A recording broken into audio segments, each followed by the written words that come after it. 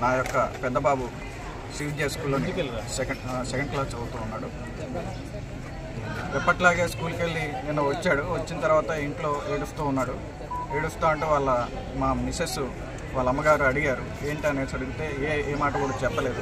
సరే పిల్లలు అనేటప్పుడు ఏదో ఒకటి స్కూల్లో జరుగుతూ ఉంటుంది కామన్ అనేసి వాళ్ళ మదర్ లైట్ తీసుకున్నారు. కానీ ఈరోజు నేను మార్నింగ్ పిల్లోడిని స్కూల్కి పంపించే ముందు రెడీ చేస్తూ స్నానం చేపిస్తూ ఉంటే పిల్లోడి యొక్క ఒంటి మీద వాతలు కనిపించాయి. అవి ఏ విధంగా ఉన్నాయంటే చాలా దారుణంగా ఉన్నాయి. ఒక గొడ్డును బాదినట్టు ఉన్నాయి ఆ వాతలు. అంటే ఈ పిల్లోడిని కొట్టింది కాకుండా పేరెంట్స్కి ఇన్ఫర్మేషన్ ఇవ్వలేదు. ఏ మాత్రం కూడా పొద్దున పిల్లోడికి ఏదన్నా జరిగితే ఎవరు బాధ్యత అది అడగడానికి నేను ఈరోజు స్కూల్ దగ్గరికి రావడం జరిగింది. పొద్దున వచ్చేసి అడిగాను, ఆఫీస్ రూమ్లో ఉండి అడిగాను. నేను నా క్లాస్ రూమ్లోని సీసీటీవీ యొక్క ఫుటేజ్ నాకు కావాలి. నా పిల్లోడిని మీరు ఎలా చూస్తున్నారు? నా పిల్లోడిని ఎలా చూస్తున్నారా? లేకపోతే మిగతా స్టూడెంట్స్ మిగతా పిల్లల్ని కూడా ఈ విధంగా చూస్తున్నారా? మీరు ఏ విధంగా పిల్లోడి పైన చర్యలు తీసుకుంటున్నారు? అందరు పిల్లలు ఫస్ట్ ర్యాంకులు సెకండ్ ర్యాంకులు రావాలనేం కాదు. వాడికి చదువు రావాలి, ఒక విలువలు రావాలి, వాడికి ఒక విద్యాబుద్ధులలో ఒక క్రమశిక్షణ ఇలాంటివి ఉండాలి. గొడ్డును బాధినట్టు పాడితే పిల్లలకి చదువులు వస్తాయా? రావు కదా. పిల్లలకి చదువులు రావడానికి గొడ్డును బాధినట్టు పాడితే అందరూ అన్ని స్కూల్స్ బాధతారా? ఇట్లా పిల్లల్ని చిత్రహింసలు పెడతారా? ఈ విధంగా చాలా చోట్ల చూస్తున్నాం మనం. చాలా స్కూల్స్లలో చాలా పట్టణాల్లో మిగతా స్కూళ్ళల్లో చూస్తున్నాం. ఈరోజు రేపు టీవీలలో సోషల్ మీడియాలో చూస్తూనే ఉన్నాం. పిల్లోళ్ళు స్కూల్కి వెళ్ళిన తర్వాత హఠాత్తుగా పడిపోయి చనిపోయి ఉంటున్నారు. ఎంతమంది పేరెంట్స్ యొక్క బాధ ఇవి. ఈరోజు నా పిల్లోడికి కూడా అది జరిగే అంత దాకా వచ్చింది.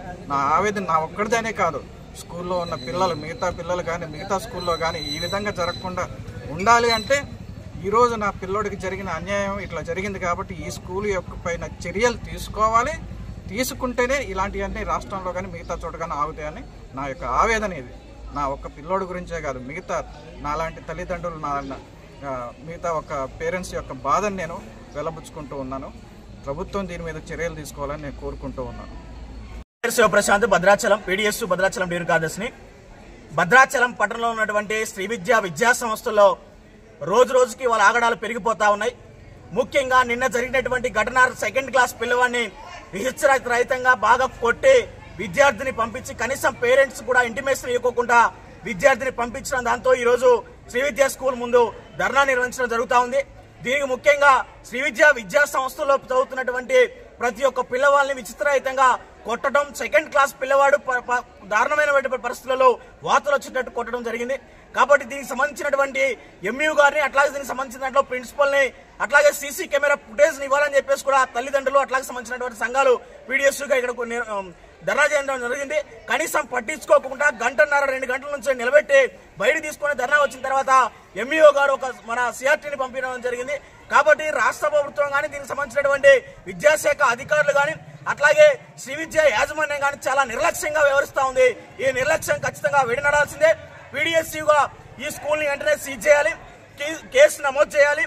దాంతో పాటు ఈ రోజు జరుగుతున్నటువంటి అనేక సంబంధించినటువంటి ఘటనలు అనేక మంది పేరెంట్స్ కూడా వస్తున్నారు. పీడిఎస్యూ ఆధ్వర్యంలో అనేక సందర్భాలలో జరుగుతున్నటువంటి ఘటనలు మొత్తం కూడా బయటికి రావాలి, క్రిమినల్ కేసు నమోదు చేయాలి. దీనికి సంబంధించినటువంటి విచారణ చేసి కూడా మీ పిల్లల తల్లిదండ్రులందరికీ కూడా న్యాయం చేయాలని చెప్పేసి పీడిఎస్ డిమాండ్ చేస్తా ఉంది.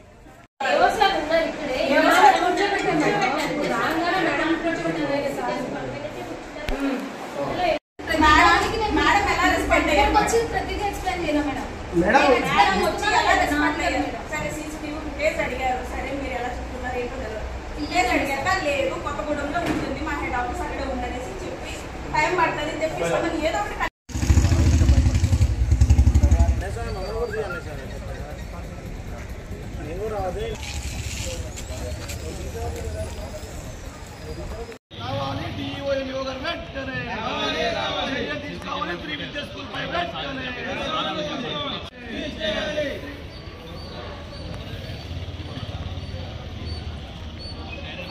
అయితే నా బ్రేకింగ్ అయిపోద్ది. సర్లే బాగుంది.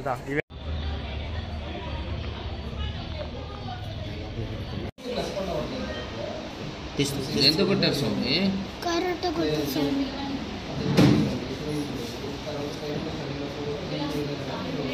చూడటానికి అక్కడ కొట్టారా? ఇంకెక్కడ తెలియదానా? ఇక్కడేనా చెప్తున్నాను స్వామి ఎందుకు కొట్టారా మేడం చేసిన దాన్ని మేడం ఇప్పటి వరకు డైరీ రాయలేదనా దేంతో కొట్టారు అంతసేపు అనుకున్నాను. డైరీ